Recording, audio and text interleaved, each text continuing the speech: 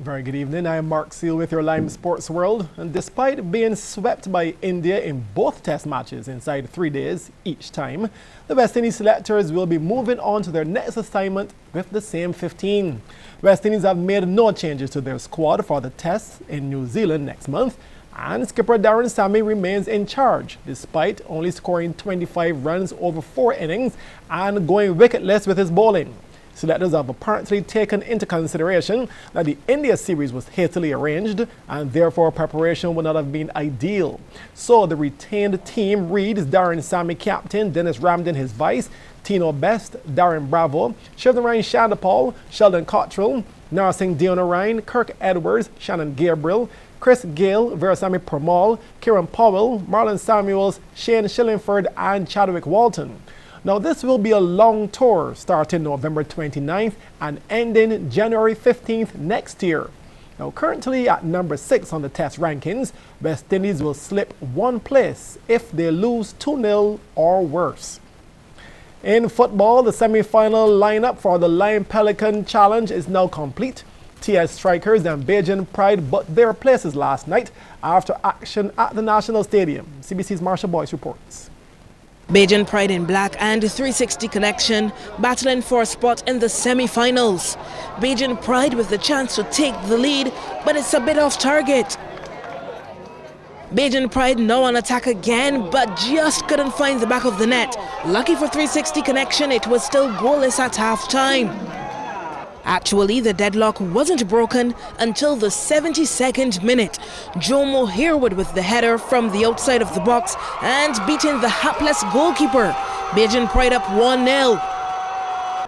Bajan Pride now with the free kick 5 minutes from time, and Inram Pontine's glancing header hits the upright but found its way into the back of the old onion bag. Bajan Pride up 2-0, the game virtually wrapped up. And they would add a third just for good measure in injury time. 360 Connection defense in shambles as Carlo Perry added his name to the score sheet. It ended Bajan Pride 3, 360 Connection 0. Bajan Pride they're into the semis. So who would join them, Firehouse in black or TS Strikers? Well, right from the kickoff, Firehouse were on the attack. But it would be TS Strikers who would take the lead in the 17th minute. A poor clearance from the keeper, and Jamal Chandler headed it home to put them up 1-0.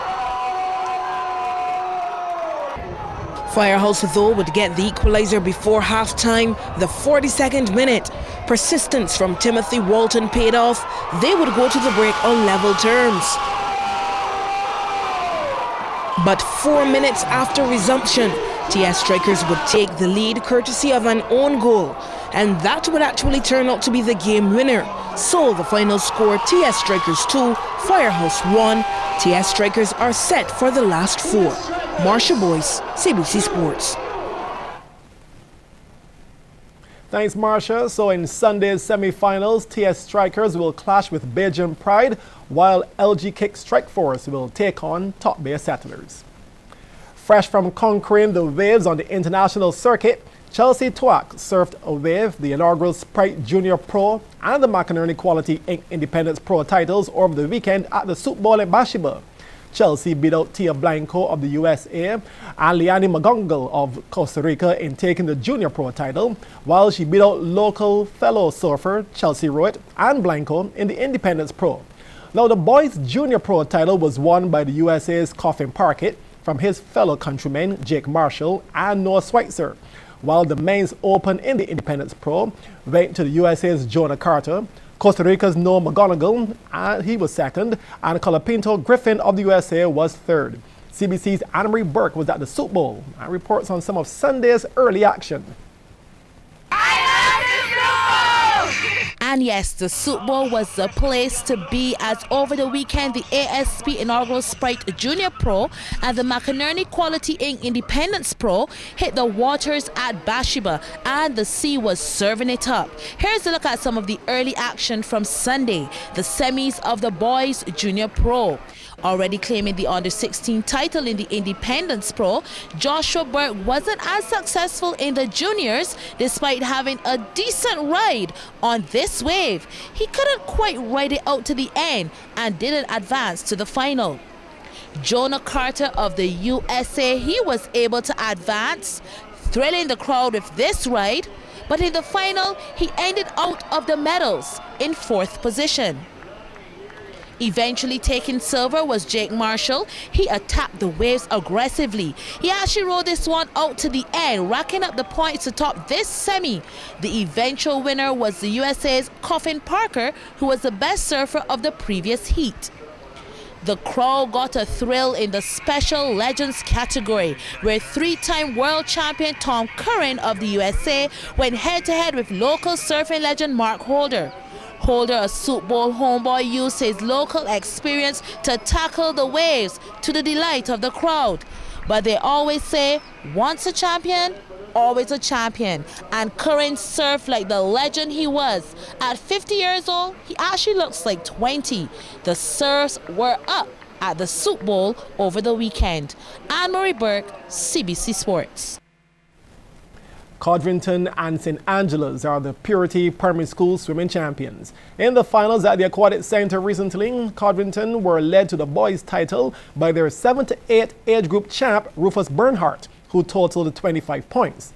Codrington as a team won with 98, from St. Cyprian's with 90, and St. Angela's with 80. Now in the girls, St. Angela's were runaway winners with 214 points. St. Gabriel's had 119 and St. Winifred's 66. St. Angela's were also led by their 7 to 8 divisional champ, Adia Dean, who amassed 27 points. Former West Indies captain Floyd Reefer has been honored by his employers. The upstairs seating area of the 3Ws Oval Pavilion at the UWI Cayfield campus will now be called the Floyd Reefer Balcony. Family, friends, former and present cricketers were present for the ceremony, and Reefer, who's the head coach of the UWI team, says words can't describe what it means to him.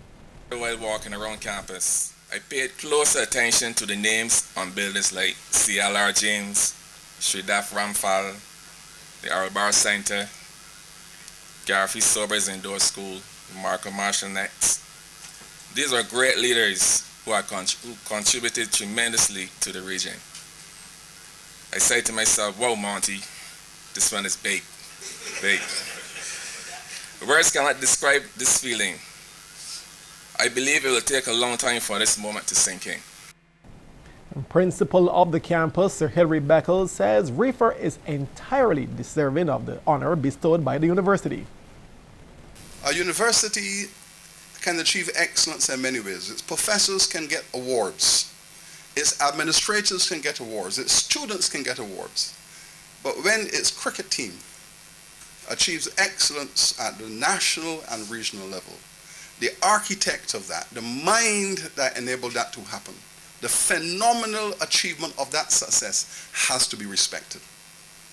And so we thought the best way in which to do that on our 50th year at Cayfield, here at the 3Ws Oval, in the presence of Sir Everton, in the presence of Sir Frank and Sir Clyde, to attach Floyd Reefer's name to this bliss. And patron of 3Ws, Sir Everton Weeks, urged the Reefer to keep thinking positive. Reefer looks as though he's going to stay with us for a long time. And I can only wish he and his wife good health and continue to do what you're doing. The detractors will always be here. Sometimes should be ignored.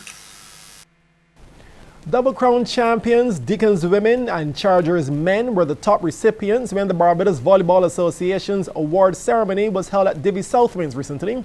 Deacons collected the top prize among the women for the senior knockout title, and Chargers got the equivalent for the men, with the most valuable female player in the knockouts going to Deacons Julia Lewis, while Aminika Wood collected on behalf of Chargers teammate Mark Lewis in the men.